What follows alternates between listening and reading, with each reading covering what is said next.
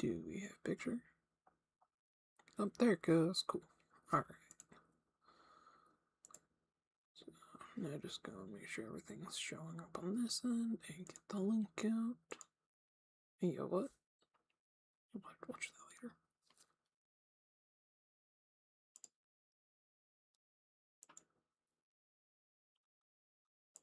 Cool, here we are.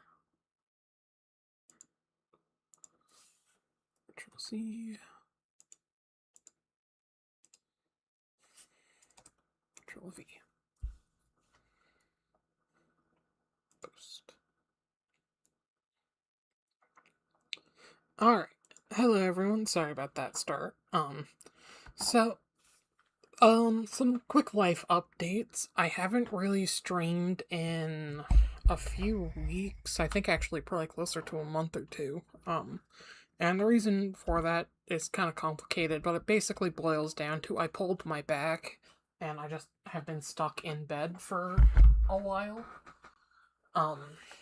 Plus, the usual stuff with my knee pain and all of that. But I did get a Switch 2 a couple weeks ago as an early birthday present. For those who don't know, my birthday is next month in July. I don't have a ton of Switch 2 games yet. However, I did get Persona 3 Reload on sale for like $20 at a store locally. I bought the Switch 2 upgrade for Xenoblade Chronicles X Definitive Edition. As part of my birthday present, I got the Switch 2 edition of Xenoblade 1, but I haven't tried it yet. The Switch 2 edition of Red Dead was free. I already had it on Switch 1, so I've been playing it. And then I'm renting Cyberpunk 2077 from Gamefly. And those are really the only Switch 2 games I've actually got right now.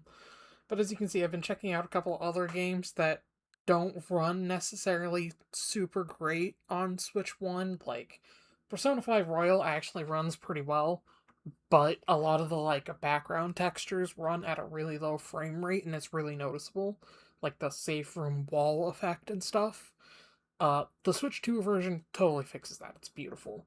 Monster Hunter Rise no longer has the frame rate drops. It's unfortunately not 60 FPS, so the PS5 version is still probably the best way to play it. But, I mean, it's portable and it no longer lags, so that's cool, right? Same kind of deal with San Andreas and the rest of the GTA trilogy. No more frame drops and the NPCs popping in. Very nice. But it still only runs at 30 FPS instead of 60 like the PS5 version. Three Houses no longer lags. Bayonetta doesn't have the micro stutters. Bayonetta 3 still has them in the cutscenes and stuff, which is kind of annoying, and the double image ghosting effect. But actual gameplay for Bayonetta 3 I think is actually 60 FPS now, or at least it's very, very stable, and I couldn't tell a difference. But yeah. So, I'm going to be showing you guys 2 games here, mostly because I don't want to have to take out the cart, because Xenoblade X I got physical, and same with Cyberpunk and Persona 3. So I'm going to show you guys Red Dead Redemption on the Switch 2 really fast, but most of the stream is going to be Persona 3 Reload. The only reason I'm actually showing any of Red Dead is because I want to talk about one of the new features of the Switch 2 that is not included in the Persona 3 Reload port, which is, of course, the mouse controls. So the big new gimmick for the Switch 2 is that the Joy-Con are magnetic and can just snap right on and off. So you just spin around here. Just like that. And then the little straps here just snap right on, which is really nice. You don't have to fuck with them anymore, like the Switch 1. Very nice.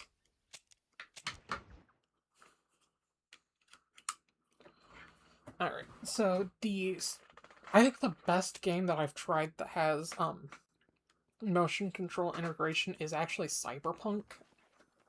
There's some really cool stuff you can do in that game with twisting the Joy-Con in order to reload and stuff. But I can't really get the mouse controls to work right. So normally when you play Red Dead on Switch 2, it looks like this. It looks great, runs great, it's amazing. Switch 1 looked and ran significantly worse. But now, if you just flip your Joy-Con, specifically the right one, on its side, you now get mouse controls, and it's really cool. A lot of the controls actually change as well, so like now, if you hold down the left mouse button, or I guess the shoulder button, you get to aim, and then you can fire by pressing R1, which is nice. If you take it up, it's actually on the other side, so now it's the left, and then you press the right button in order... What the fuck is that? Hello? Floating cap, okay, weird. But yeah, so those are the mouse controls. It's not great if you want to leave it like this. Like, I've been playing GTA 4 and 5 on PC on my laptop. So I'm kind of used to playing with mouse controls for Rockstar games now, weirdly enough, even though I'm not used to PC games like at all. Fuck you all, bro. Yeah, what is it? Oh, he wants to do... Okay, we'll do this real quick, and then we'll switch over to Persona 3. Like I said, I'm not really doing this, I just wanted to show you guys the mouse controls, because I think they're actually probably my favorite aspect of the Switch 2 so far. Other than, you know, the whole, like, faster performance and such. The battery life is horrendous, though. I'll talk about that in a second.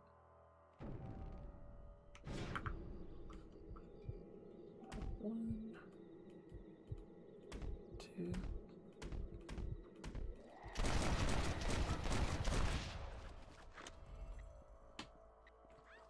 And dude's dead. Now I run over here and loot his body. Beautiful. But yeah, so that's how the mouse controls work. It's very seamless, it's very smooth. I love how you can literally just flop it over and switch it to mouse controls. It's great. So yeah, the Switch 2 port of Red Dead, very good. I've been enjoying it. So far, I think my favorite Switch 2 port is actually probably Xenoblade X, and I will talk about that because people get upset with the Switch 2 port of Xenoblade X, and I'll be completely frank and honest, and I don't see any issue with it. I think it's a complete non-issue, but I will talk about it. So, the Switch 2 edition of Xenoblade 1, 2, and 3 were all announced at the most recent Nintendo Direct. And all of them are adding new content. Xenoblade X's didn't, but it's also $5 cheaper, so like, eh. However, the big things they add is that it raises all of them to 4K resolution and 60 FPS. The problem with that, and I have actually been replaying it, it looks beautiful. These are screenshots, so it's not going to come across exactly, but like, it is legitimately great. A lot of people say that the backgrounds look blurry, and like, yeah, I can kind of see what they're talking about if I really, really zoom in, but like, when I'm actively playing it, like, my attention is not really on, you know, like, I think this clip is actually from when I was playing it in handheld mode, not, docked last night, but regardless. Like, you can sort of see what's going on, what they're talking about, especially because this is a clip that's saved, so it's gonna make it a little more, like, emphasized and noticeable. But I don't think it's an issue. I think it's totally blown out of proportion. The game runs at 60 FPS. It looks beautiful. I've been having a great time. I just got my skill. I'm like chapter 7, and this is like my 6th or 7th playthrough of Xenoblade X, and like my 4th since Xenoblade X DE came out. So like, trust me, it's not an issue. I can't say anything about the Xenoblade 1 Special Edition, because I haven't checked it out yet. I might check it out on stream, because I don't think I actually have any Xenoblade 1 streams, like, on my channel, like, at all. Which is kind of crazy to me, because Xenoblade 1 is my favorite game of all time, so, like, that could be an interesting thing to do. But for now, let's just hop right into Persona 3 Reload. Full disclaimer, I did not buy any of the DLC for this game. I'll talk about that in a second, because I like Persona 3 Reload significantly more than what seems to be the majority of the fan base for Persona. I don't yell about how the color green robbed it of all of its soul and, all that shit. Like, I do personally think Persona 3 Fees I prefer as a game, and like I have more nostalgia for it, but I adore Persona 3 Reload. However, there is one aspect of it that I do not adore, and that is its DLC. I really love the answer. To give full disclosure, I love Aegis, I love the answer. What I don't love is spending $200 to buy the collector's edition on the PS5 at launch, and then needing to spend almost $50 again in the future in order to buy the answer. That should have been included in the collector's edition.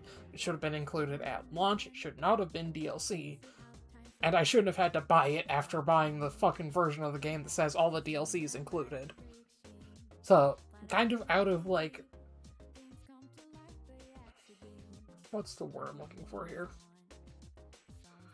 Not quite moral high ground, but, like, being a pissy little bitch somewhere in between there. I don't really want to, spend the almost $90 to buy the DLC for this game again. Like, I actually wasn't even going to buy Persona 3 Reload on Switch 2 at all. I was just going to rent it from Gamefly, and then it just happened to be on sale for like I think it was like $22 after tax locally. So I was like, you know what? Fine. For that price, I'll replay it, but I'm not gonna spend the fucking $80 to get the DLC. So this save, I just rescued Fuka, so that's like the third block of Tartarus, I think, off the top of my head. You can see I'm not very far into the game, like I'm only just barely starting Summer. Equivalent to the movie is I just finished the first one, and if you guys have seen the 4 Persona 4 movies, I'm roughly where the first one ends, but before the second one starts.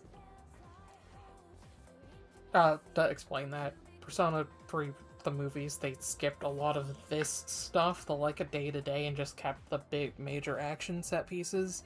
So the movies skip right from the Fuka full moon boss to the lovers and the Hierophant. So like, you're not really missing anything like major story-wise, but there is stuff that it just skips entirely, which is kind of funny. So I will show you my current personas. So these are the ones I have equipped. These are my social links. I'm not following a guide or going for a 100%. I never do in Persona games, no matter how many times I play them. I've never even gotten the Platinum trophy in Persona 3 Reload, now that I think about it, because I think the one that keeps making it so I can't get it is I need to get all of the social links in one playthrough. I just don't want to look up a guide to do that. But anyway, so talking about the port of this game. As you can see, the resolution is not as good as the PS5 version, and most notably, if you look here in the mirrors, you can't. In the in the PS5 version of Persona 3, you can actually, like, watch Makoto run down the hallways and get closer in here. And, like, you can kind of see it happening here. Kind of, but, like, it's nowhere near the same, like, even remotely. If you take a look, you will see immediately what I'm talking about. However, the frame rate, as you can see here, is actually a very stable 60. It's very nice. It doesn't dip even in Tartarus and, like, during crazy boss effects and stuff. However, that apparently was not the case when this game came out. Because this little toggle here, Performance Mode, this was added as an update. And it's kind of really annoying, because I would have preferred if it was just, that way from the start. This is what it apparently ran like back when the game actually launched. So it's noticeably slower, like, it's not choppy. You'll probably be able to get used to it if you, sat down and played it for a couple hours. But to me, going from the 60 to this, which I think is probably like 40 or maybe 30, it's noticeable. Keep pressing the button. Also, it has absolutely no impact on handheld mode at all. If you see at the top there, it says info, change graphic quality for higher frame rates, only applies to TV mode. Yeah, in handheld mode, this game runs really bad. Now, it's not like... What's a good comparison? It's not like Cyberpunk on PS4 bad, but I don't think it is a stable 30. It seems to drop a lot, especially things like UI elements, as weird as it sounds. Like, when you raise a social link, it feels like the actual animation of the, like, musical note raising over Makoto's head and transforming. I feel like that is a lot slower of a frame rate than even 30, if that makes sense. Unfortunately, can't really show you that here because I can't capture direct from handheld, as far as I'm aware. I don't know of any capture card that can do that. If you guys know, let me know. I might look into that. But as far as I'm aware, you can't do that. But otherwise, like, in docked, I would say the experience is on par with PS5, just a little graphically worse. Can I ask Elizabeth out? No. Okay. So, yeah. If this is the only way you can play Persona 3 Reload, go for it. You'll have a good time. As long as you're not a Persona fan who hates the games because of the color green. Which, yes, I'm going to keep taking digs at that, because that... The whole fucking crash out over Persona 3 Reload is the reason I stopped playing Atlas games for a hot minute. I'll be completely fucking honest. I hate this fandom. At least on Twitter, like, Blue Sky's marginally better, but the fandom on Twitter was just toxic as shit and constant discourse over every little stupid fucking thing. And it drove me insane. So, yeah, if you guys noticed I stopped talking about Persona for a hot minute, or SMT in general, that is why.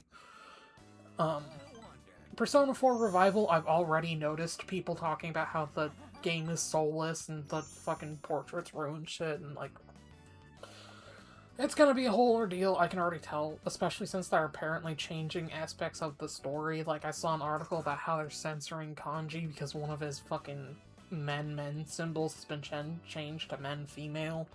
So, like, eh. But yeah, I'm just not going to engage in discourse for Persona 4. Like, it's already bad enough before Revival and fucking shit like the color green gets brought into it. It's just too much.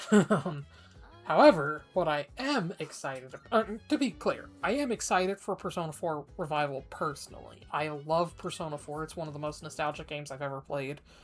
Like, if I hear Heartbeat Heartbreak come on over my fucking YouTube music playlist, I want to replay the game every single time. However, a lot of that has been dampened because of the fanbase and how I know they are. So that's what I'm trying to get across. Persona 6, however, is real, which is absolutely fucking crazy. We don't actually know a lot about it, and it doesn't appear to be coming out, well, either this Persona 6 or Persona 4 Revival, which, full disclosure, I might call Persona 4 Reload on accident. I've caught myself doing that a lot, but side point. Neither this or P4 Re are coming out on Switch 2, which is really unfortunate. Persona 4 Re does seem to be a lot more visually intense than Persona 3 Reload is, which is kind of interesting. Like, they showed some footage of the, like, combat and stuff, so I can kind of see what they're going for. Persona 6 we know basically nothing about. They showed us that it's green. The teaser takes place in a cemetery. There is, like, occult, like, horror imagery of a person with a bunch of, like, markings flashing across her face and stuff, and words that pop up to say, "Who are you?" And then you can see the outline of a person reach out towards a gravestone, and that's literally all we see other than the logo. So, I'm interested, but I'm cautiously optimistic. Persona has done horror before, but they've never done a full horror game. I would say Persona 3 is actually probably the closest to that, with, like, the design motifs of Tartarus being, like, insanity and stuff, and the aspects of death and all that. However, it's not really a horror game. Like, it's edgy, it's got pools of blood everywhere, you shoot yourself in the head to summon your stando, but, like, it's not horror necessarily. I wouldn't even put it in the same, like, horror-inspired camp that I would like Bloodborne. But if they want to do something like Bloodborne, except more like... I'm thinking it's probably going to be Silent Hill Effie, which I haven't actually played, but I've seen footage of and, like, the trailers of. If they're going for, like, that kind of aspect or angle, I could see it working. I'm just not sure how they're going to balance that out with, like, the everyday social sim life, like going to high school and, like, going on dates and hanging out with your friends, and then, what, at night, are you going to explore a giant graveyard full of jump scares? Like, there's a little dissonance there that I'm not sure how they're going to address. However, there is a Persona game that does have almost exactly what I'm describing, and that is actually Persona Q. For the people who haven't heard of Persona Q or Persona Q2, they are 3DS games. Yes, you heard me correctly, Nintendo 3DS Persona games. That they were released, the first Persona Q game, released either the same day or the same week, and I don't remember exactly, but one of the two, for Persona 4 Arena Ultimax, which released on the PS3 and Xbox 360, I believe. So, when those released, we also got Persona Q on 3DS, and like Persona 4 Arena, it is also a crossover game between Personas 3 and 4. However, it is also a crossover with the Etrian Odyssey franchise, which I played a couple of. I haven't played all of them. They're more traditional dungeon crawlers, like first-person dungeon crawlers, where the gimmick is that you recruit, like, endless generic NPC and, like, party members. It's kind of interesting, and you, like, map out the world as you go. I enjoyed them, but they're not my favorite. Which is why I haven't played all of them. Anyway, Persona Q takes the gameplay formula of Etrian Odyssey and, like, the art style, and then takes the full cast of Persona 3 and the full cast of Persona 4 and mushes them together. So, a lot of people really, really hated it because of the art style. There's also... people say character assassination, but I think that's a little extreme for certain characters. Like, if you've ever seen Akihiko being obsessed with protein, or Chie being obsessed with meat, those come from Persona 4 Arena Ultimax and Persona Q, at least as far as the West is concerned. In the Japanese version, there is more heavy allusions to those aspects of their characters as, like, lighthearted notes for the original games, but, like, that's an entirely different discussion here. And even here in Persona 4, or in Persona 3 Reload, they, like, added stuff, like, a lot of Akihiko's side dialogue is about, like, eating protein bowls and stuff, so, like, whatever. Anyway, in that game, each one of the dungeons, and I'm sorry I'm going to spoil some of Persona Q here, because it is actually one of my favorite Persona games. Like, I genuinely think it is an amazing game, and way better than it has any right to be. Anyway, in Persona Q, you meet two new characters in the Yasugami Hive that the cast gets stuck in, which are named Ray and... Oh, there's a treasure chest. Fuck, what is the dude's name? Ray... Zen. His name is Zen, I think. Ray and Zen. Let me just double check real quick, because I'm gonna be real embarrassed if I'm wrong about that. Oh, come on. Persona Q... Ray... Yes, Ray and Zen. That's what I thought. Okay. So Ray is this, like, super bubbly, upbeat girl. She's supposed to be the youngest girl in the cast. I think the party decides that she's a first year in high school, but I think she's actually meant to be even younger than that. And then Zen is someone who is super edgy. He wears, like, a spiked collar and, like, a black cloak and uses, like, a crossbow for some reason. And neither of them remember why they're there or why they can fight the shadows and shadows attack them and stuff. But they're the only people in the school who are aware that the school isn't normal, basically. And throughout the game, you get slow allusions to the fact that Ray specifically is way more important than the story is letting on. Each one of the dungeons has a theme. The first one is Alice in Wonderland. The second one is like a super goofy group date cafe that's a huge Persona 4 reference. It's kind of funny. The third one I'll mention in a second because it's actually the one I'm talking about. And then the last one is a Japanese Japanese, like, festival, like summer festival kind of vibe. The third one, though, is a haunted house. And the haunted house is actually broken up into two distinct portions. There is a haunted school, which is how the dungeon sort of starts. And then the second half is a haunted hospital. And what's really fucking cool is that dungeon is where a lot of the story elements for Persona Q start to really click.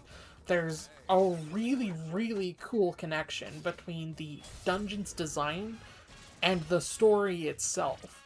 So, like, without going too deeply into what's going on, the final boss of that dungeon is a surgeon and two nurses who are torturing another shadow when you find them. And then immediately they see Ray and get aggro and start targeting her. It's really fucking cool. I love Persona Q. I genuinely think it's got some of the best dungeon design in the franchise. But what I'm actually talking about isn't the narrative connections, although I do hope they do something like that for Persona 6. But that dungeon also has what I think are the best puzzles in probably the entire franchise, if I'm being completely honest. So, the FOEs, which are really strong shadows that'll chase you around, they stand for Fusus, Icane, Eidolons. Yes, I have played Persona Q enough to remember that from the top of my head. Although I couldn't remember Zen's name, so I don't know what that says about me. Anyway, for that dungeon, or for all the dungeons, FOEs have unique behaviors. And there's usually a couple, like 3 or 4 for each dungeon.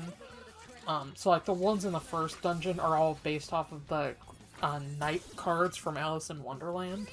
And they'll like follow specific patrol routes or like paint roses and stuff. For this dungeon, the haunted house, they just fucking chase you. They'll like jump scare you and fall out of the ceiling, or like chase you around different chunks of the dungeon, and like you have to block the door to stop them from following you. There's also a really cool dungeon that involves like making a clock face out of the actual layout that you've been mapping, and going to like specific times where the clock hands would point. There's another one that has to do with, like, the number of squeaky floorboards in the school actually relating to, like, the number of sides on a face of dice. So, like, you have to go in a certain order. It's really cool. I'm probably not selling it very well, but please play Persona Q. It's actually fantastic. You will note, however, that I've only really talked about the first Persona Q game, and not the second one, and that's because I don't like Persona Q2.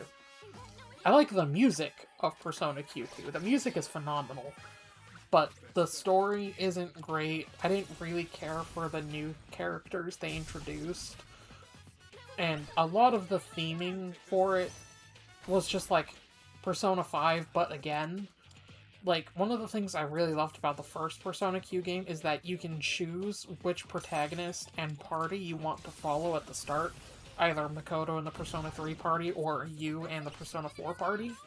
And the events of the game will actually change depending on which party you're following. So you can then go into a New Game Plus cycle and experience the other side. And there's also, like, new boss battles and events and stuff that can only be done in certain New Game Plus cycles as respective party members. So, like, you're encouraged to play through that game's story, like, 3 times to see all of the, like, new events and stuff. Persona Q2 doesn't do any of that. You just play as Joker, he is a silent protagonist, he is completely sauceless, and he just fucking stands there the entire fucking game. However, the other 3 protagonists, yes, I said 3, are in the game. You, Makoto, and interestingly, the female protagonist, who I, out of habit, call Minako. However, I think her officially canon name is now Katone? Katone Shiomi, I think? It's from one of the plays. And I think it was canonized in the Persona 3 portable port. Anyway. What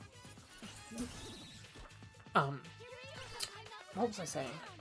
Right, I don't like Persona Q2, so Ren sucks in Q2. You is interesting. I'll talk about you and Ren's relationship in a minute and why I'm disappointed with what they did. And then the biggest issue is Makoto is, like, he doesn't show up. In fact, the majority of the Persona 3 cast don't show up until the second to last dungeon in the fucking game. So, in Persona Q1, I'm gonna, again, compare and spoil some stuff. In Persona Q1, when you start the game, you choose one of the party members, and you go through the first dungeon entirely just with that cast. So if you side with the Persona 3 party, you will follow Makoto and Seize up through the Alice in Wonderland level until the final boss. When you fight the boss of that dungeon, the Queen of Hearts, she ends up kicking your Teeth's party in, not out of power and, like, a difference in scale, although there is some wacky power scaling going on in Persona Q. But because she can just keep summoning an endless army of fucking minions, so every time you kill something, she spawns like 3 more to take their place. So she's just winning a battle of attrition, basically. And in order to get you out of that, the other party ends up coming in and saving the day. They fight off the goons to help, while you fight the boss, basically. So, like, it's really funny if you play as the Persona 3 party, when the Persona 4 party shows up, they all do JoJo poses, like, actual straight-up JoJo poses, that references to JoJo. And then when the party is like, oh, what the fuck was that? I think it's Yosuke's like, man, we had to stand outside there and practice that for like 20 minutes because of Margaret, I think. Yeah, I'm pretty sure it's Margaret. Basically, she just made him stand outside the boss room while we were getting our ass beat to practice JoJo posing for a dramatic entrance. It's really funny. There's a treasure chest. In Persona Q2, as a comparison, you get a new party every dungeon, basically. So the first one is just the Persona 5 party. It's called Kamo... What is... Is it Kamo City? Is that the name? I think it's Kamo City. But basically, it's a rehash of the Kamoshida arc from Persona 5. Except, Kamoshida is like a superhero. He's like an evil version of Superman, basically. And he's terrorizing the city because he's such hot shit that nobody will ever dare to go against him. Which is going to be a reoccurring theme for every dungeon, basically, that the thesis statement for Persona Q is don't be a sheep, basically. Like, every dungeon hammers in that you shouldn't just go with the crowd and you should do your own thing. Like, every dungeon does it, I'm not exaggerating.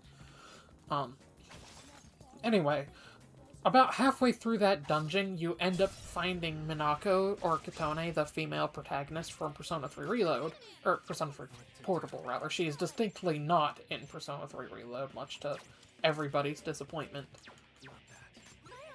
Ace.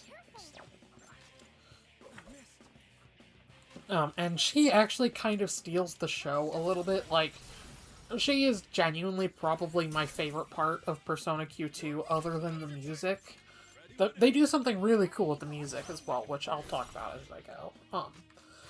The second dungeon is called Junesic Land, and it's a spoof of Jurassic Park, basically.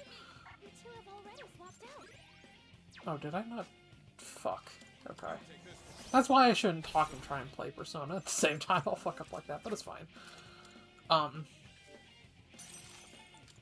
It's a spoof of Jurassic Park called Junesic Land, and as you might expect from the Junes part of its title, that's where you find the Persona 4 cast.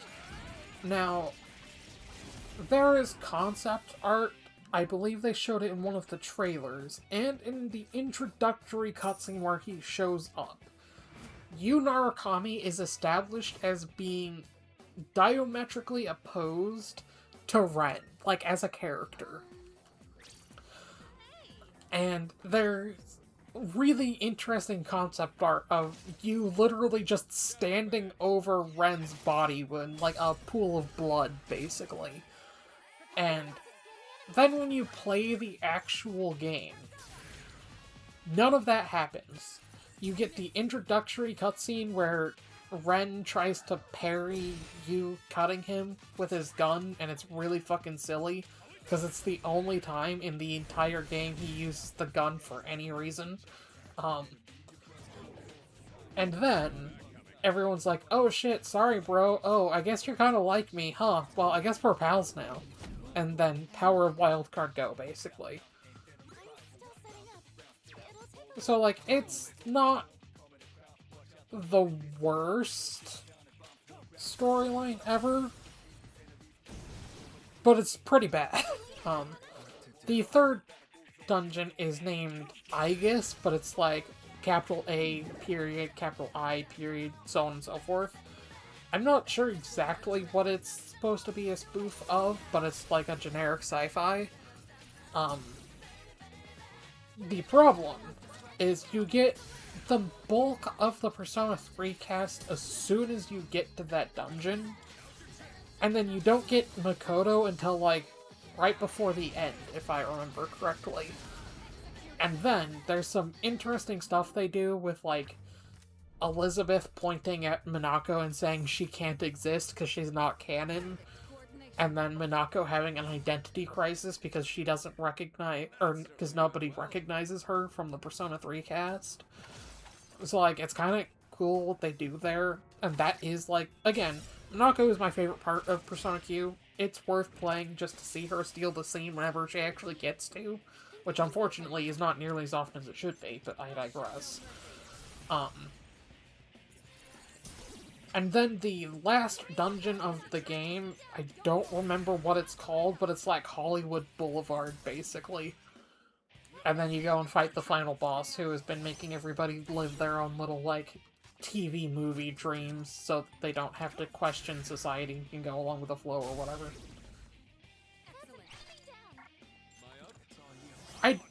There is one thing about Persona Q2 that I will mention, which is that the game is fucking difficult. Even on safety, which I will be completely upfront and honest about. I normally play these games on normal. I don't go out and seek the highest tier difficulty challenge. However, there is one game that I have never been able to beat on the normal difficulty, and that is Persona Q2. Admittedly, I've only played that game 3 times, which I know sounds like a lot, but for me, that's like, Jesus Christ, this girl must fucking hate Persona Q2. Which isn't true, I just strongly dislike it. It's not my least favorite game in the franchise, which, if I said, would get me probably hounded again, so I'm not going to rehash that, but, Persona Q2, though, is legitimately difficult, especially a lot of the FOE fights. Oh shit, I forgot one of the dungeons! So, in between the Science Dungeon and the Hollywood Boulevard Dungeon, there's another dungeon, which is the dungeon for the new character. I can't remember her name right now. But the dungeon is, like, a musical, and it's all about, like, singing, and all of the people are singing about how you shouldn't go against society. You get the idea at this point. At least I fucking hope you do.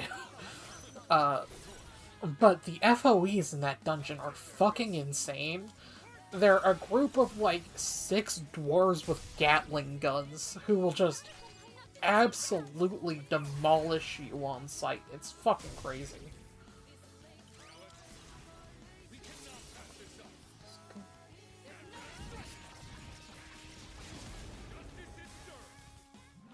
But yeah, as I've been talking, as you've been seeing, Persona 3 Reload runs very well. Like, I haven't noticed any frame rate drops as I've been playing here.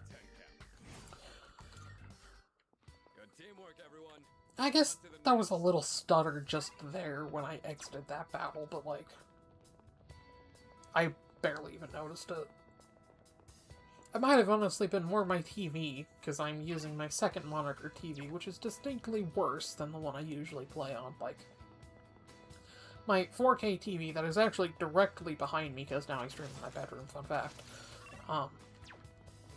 The 4K TV is a 220 hertz, or whatever, TV, so like, that's both a blessing and a curse for some games. But this one isn't, so you might notice, like, stuff like that a little bit more. I guess I don't even know if that would show up for you guys on stream.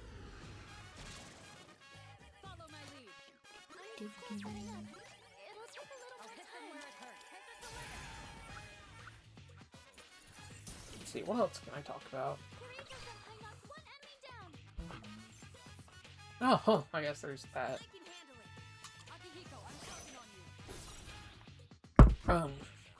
I could talk about the Nintendo Direct and the fact that we're getting a new Xenoblade. Could definitely talk about the fact that we're getting a new Xenoblade. But I kind of want to do that in, like,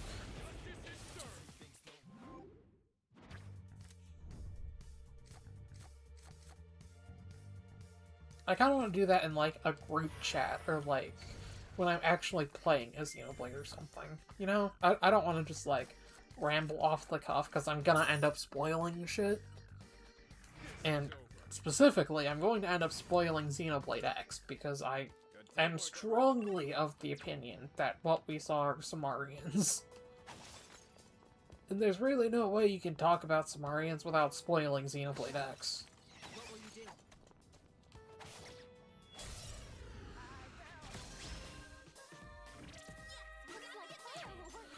The Switch 2 editions, I suppose I could actually talk about, though. So, there is Switch 2 editions of all of the Xenoblade games now, basically. Xenoblade X got one a few months ago, I already talked about that. Then Xenoblade 1, it got a digital release, Switch 2. As far as I'm aware, there is going to be a physical release at some point, but I'm not sure when they release. Xenoblade 2's Switch 2 edition is not out yet, neither is Xenoblade 3's. But I think they come out in July and September? Xenoblade 3's is the one I don't really remember, but I'm pretty sure Xenoblade 2's is either July or August.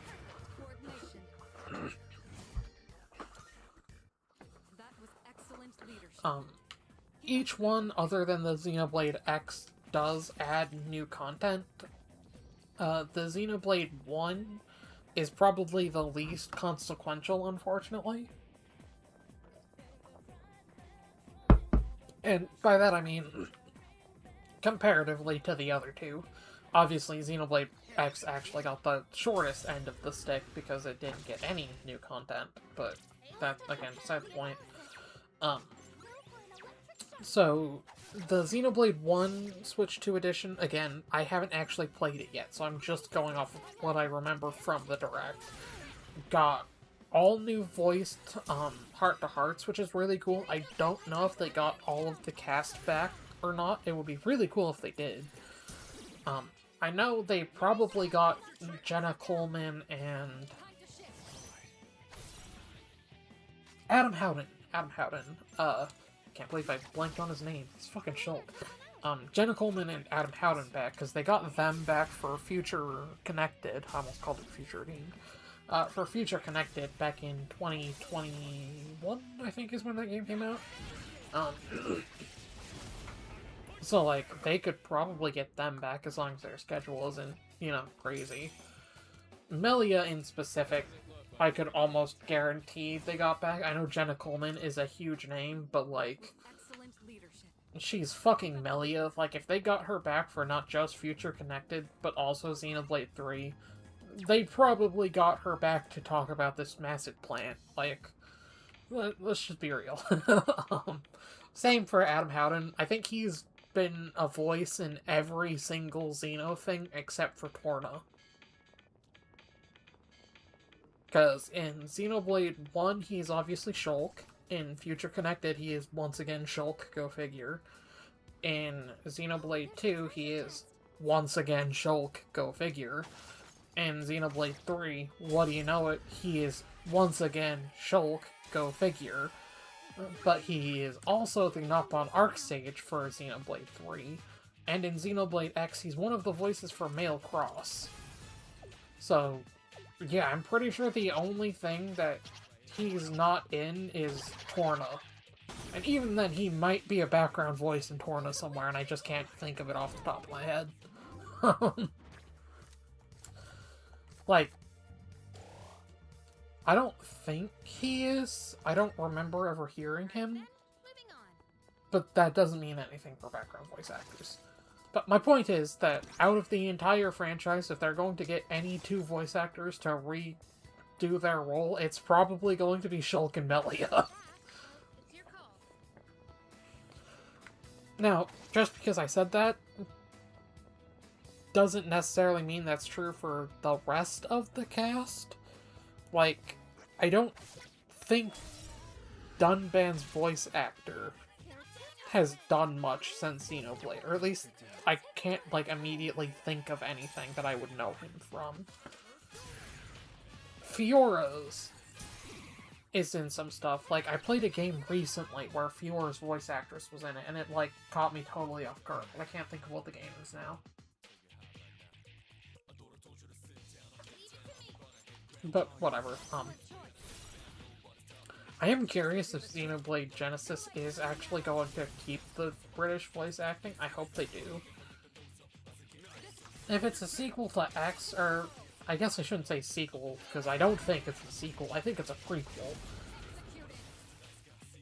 They might, because, like, the Clurians, it's not an actual British accent. Like, I think both of them are putting on the accent. I'm not sure about Neil now, but I'm pretty sure, Celica's voice actress is, like, just doing an actress. Or doing an actress doing an accent. I might be wrong, though. Don't take that as concrete fact. I do not know for certain.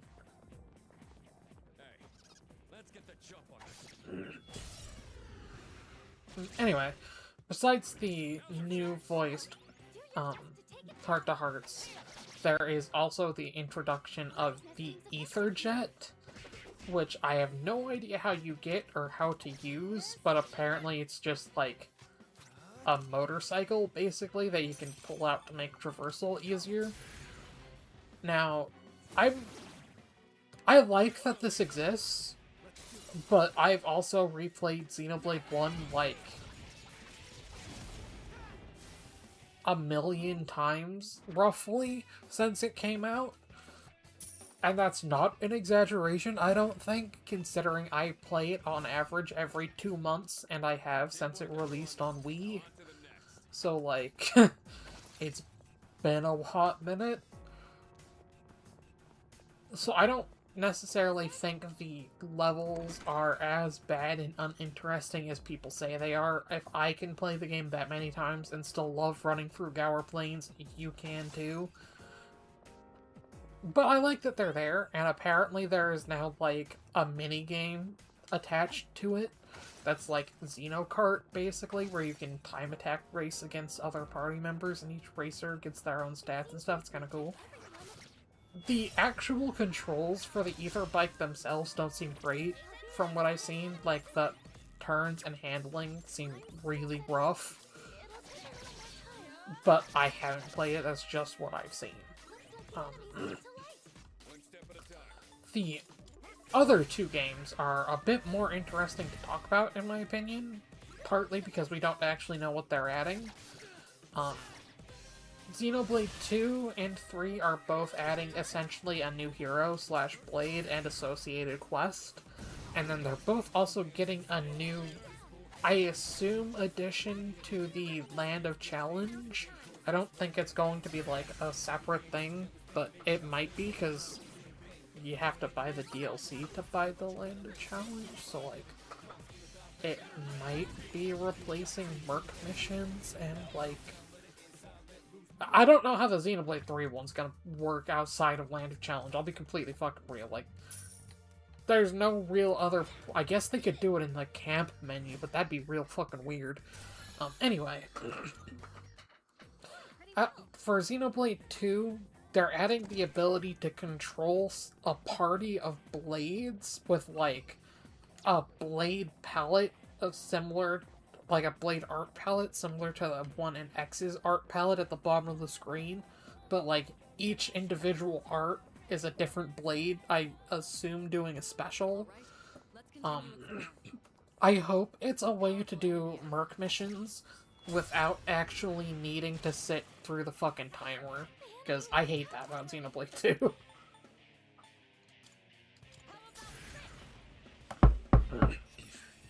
I love Xenoblade 2 as a game, but my two least favorite parts about that game are the gacha system, because I have never once in my life pulled Cosmos, no matter how many times I replayed Xenoblade 2, and the Merc missions. The Merc missions take so fucking long, and they're just grindy as shit, and you just have to sit there and wait for the timer to go, and just, fuck you. It sucks. I don't like them. They're not the worst thing ever. They don't ruin Xenoblade 2 by any means for me. I still adore it. It's my second favorite game in the franchise. But they do suck. They suck a lot.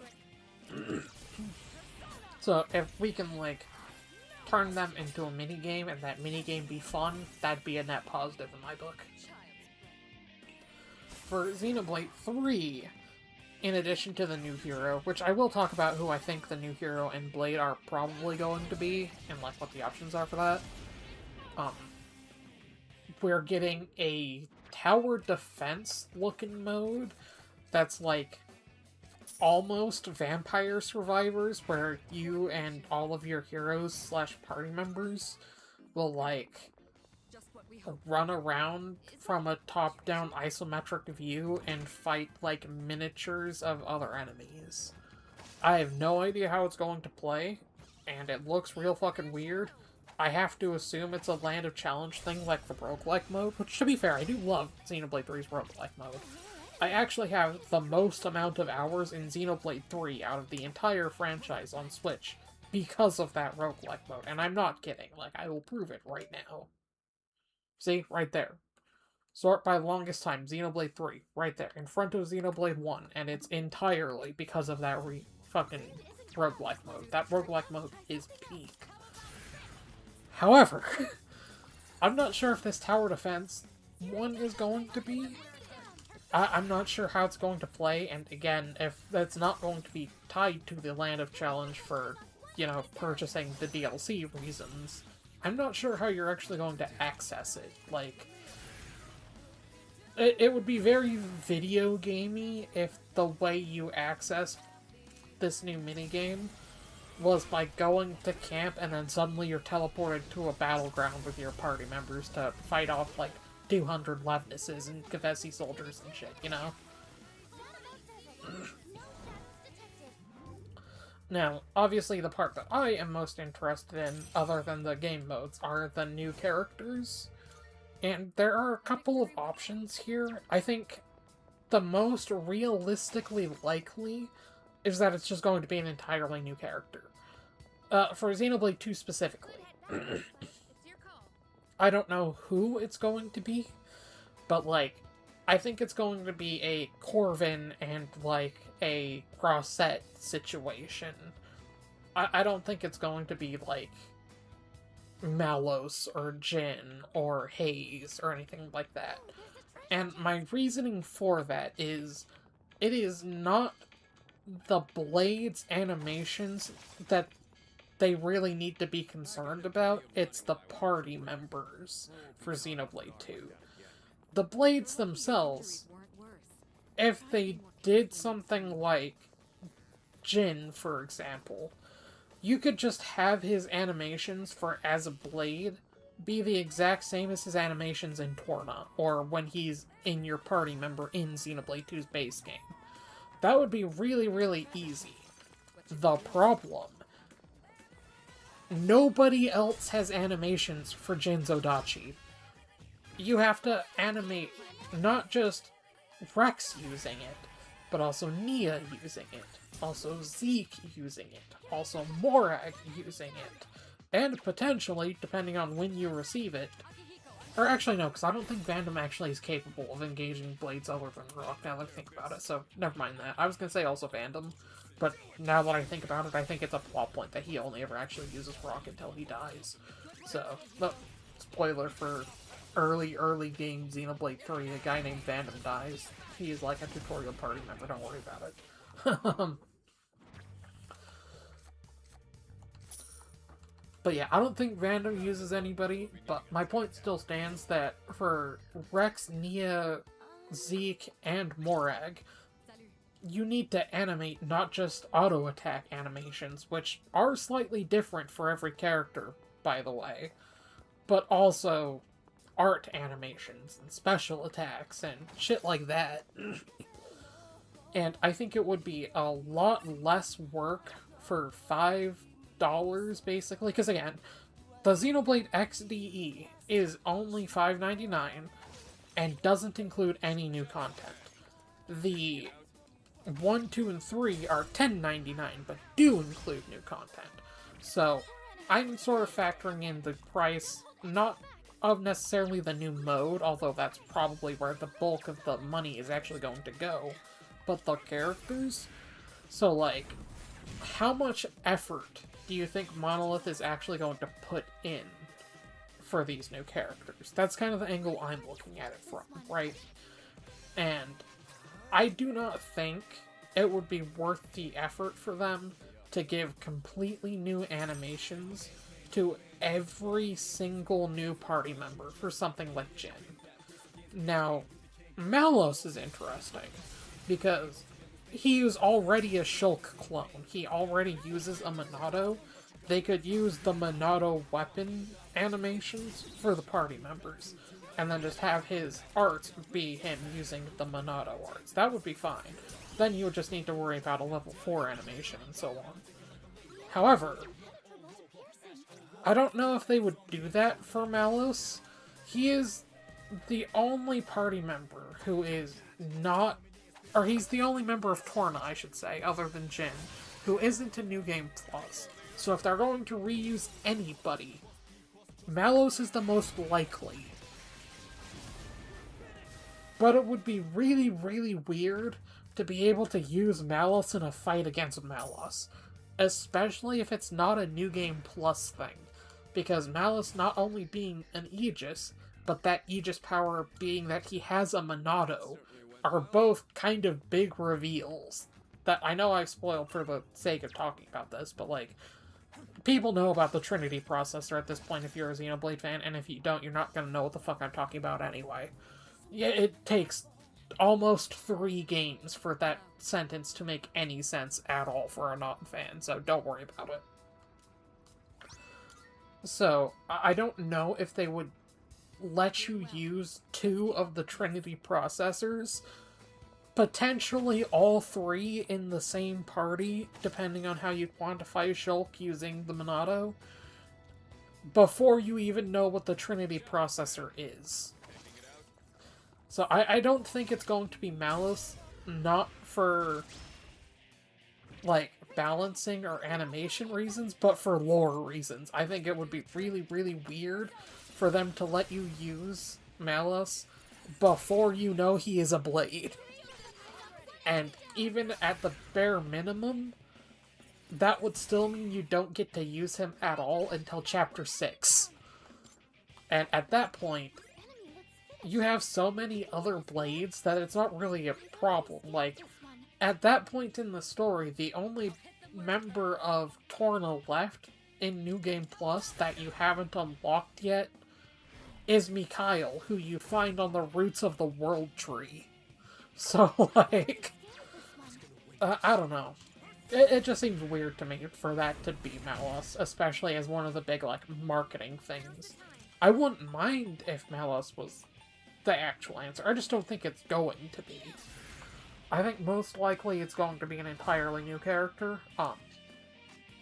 The other one I've seen a lot of people suggesting is Haze / Fan Lenorn.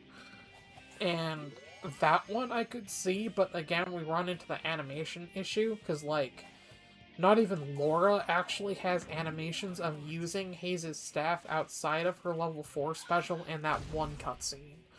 So you would need to... And there isn't really a staff weapon. Like, they could always do what they did with Torna and have them be reskins of other weapons. Like, that's totally valid. They did that for, like... Akos's bow is supposed to, well, be a bow, and instead it has, like, the axe moveset animations. So, like, they could totally do that again. There's no reason why they couldn't do that again. And in fact, I think it is overwhelmingly likely that that is in fact exactly what they are going to do. But I don't really see how that would work, really, for Jin and Laura, because, like, you could kind of give the staff animations, like, the axe or the shield hammer, but, like, it'd look really awkward watching the character swing a staff like that. Like, we're going into Star Wars sequel trilogy complaining about everyone swinging the lightsabers like baseball bats. Well, imagine you're swinging a healing staff with a spear point around like it's a fucking club. Like, it'd be real weird. That's what I'm getting at. I guess for Haze, they could give her the Mega Lance animation, but then, like, I feel like that's a little too stabby and not staffy enough. Like, then we're going into the opposite extreme. And, like, for Jin, we run into the problem of the only katanas or sword animations in the entire game at all are the fucking Iaijutsu ones. Which, like, Aegeon uses, that's fine. But, like, Jin doesn't even have a sheath for his sword. Like, he just carries that thing out in the open, or, like, fucking sends it away entirely. So that just doesn't really work. And even, like, Shulk, for his Monado reskin animations, they use the shield hammer for that. And even that looks awkward as hell most of the time, so, like... Yeah, I don't know. I think most likely it's just gonna be an entirely new character. Some people think it might be, like, a Xenoblade Genesis character, and I don't necessarily think it's gonna be that. Ironically, I think what would be funniest is if it's Al from Xenoblade X Chapter 13. Like, there's a way you could canonically explain Al being the hero and New Blade being added to Xenoblade 2 and Xenoblade 3, and it would, like, fit within the narrative canon established, and it wouldn't, like, be not canon. Just a thing to think about. If they wanted to, they could do that. I don't think they're going to. Because, like, what would Al do? Al's big thing is the Ares, right? And, like, if we're doing it the way I'm talking about doing it, it would be before Chapter 13 of Xenoblade X. So the Ares would have its cores, but Al wouldn't know how to use them. So he would just be, like, going from watching on the screen to taking part in the events, basically. And there's enough ambiguity for what he did in there that would still work, although it would definitely be a retcon, but, like, you could make that work. It wouldn't be the first time Xenoblade has retconned something like that. But I don't think, realistically, that's going to be the answer either. Seems like my roommates are home. So I think this is actually probably going to be a good time to call the stream. Thank you guys for watching. I had a good time. I'm sorry to just kind of end it like this, but we streamed for an hour, so yeah. Alright. See y'all later. Bye.